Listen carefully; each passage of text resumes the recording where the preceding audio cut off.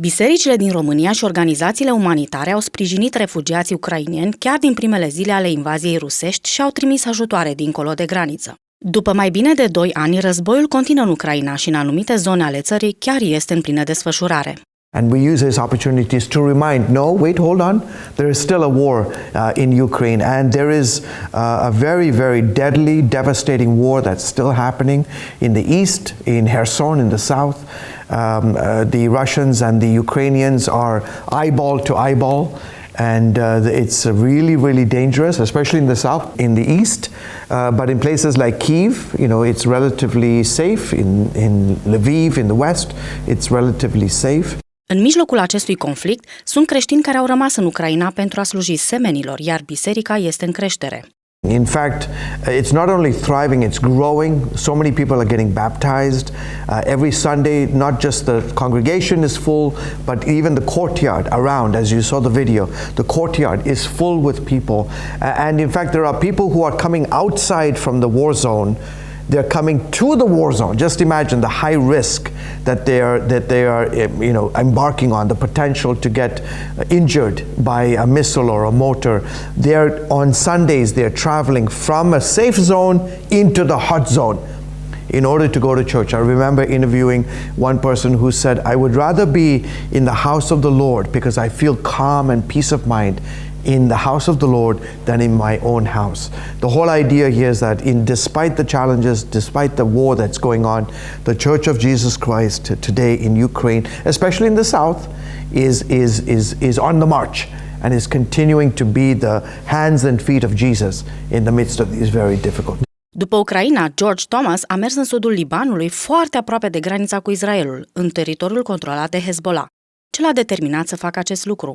And I said, wait a minute, I need to go on the other side of northern Israel, into Hezbollah territory. Very, very dangerous mission.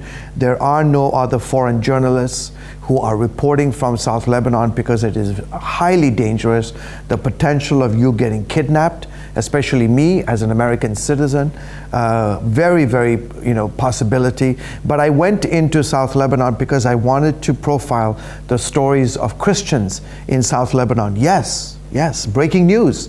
There are Christians in South Lebanon, and these Christians do not want war with Israel. In fact, they have been boldly confronting Hezbollah. They are surrounded by Hezbollah, right? They are surrounded by Hezbollah, and they're a faith. Christianity has been there since like the 1800s, and they are confronting Hezbollah straight on with boldness to say, "You didn't ask us about launching war with Israel. We do not want war with Israel." So I wanted to tell that story so that our viewers will realize that it's not only Israel or northern Israel, that there are people on the other side of the border where all the missiles are coming from, and they don't want war. În mijlocul acestui conflict sunt prinși oameni simpli, creștinii care doresc să ducă o viață obișnuită. I did an exclusive interview with a Christian farmer who gave me evidence showing me that Hezbollah had taken over his farm. He has a farm with avocados and olives and grapes, and Hezbollah was using his farm, Christian farmer, to launch. They set up the launch pads and the rocket pads inside his olive grove, and they're shooting off into Israel because it's right next to the border of Metula, very close to the Israel northern border. And so he was like, I don't want this. I don't want Hezbollah to be. So can you imagine?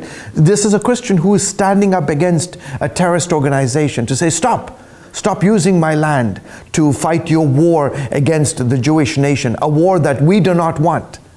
I had to tell that story. It was an important story because we always focus on Israel, focus on the threat, but to go on the other side and to be able to report on that.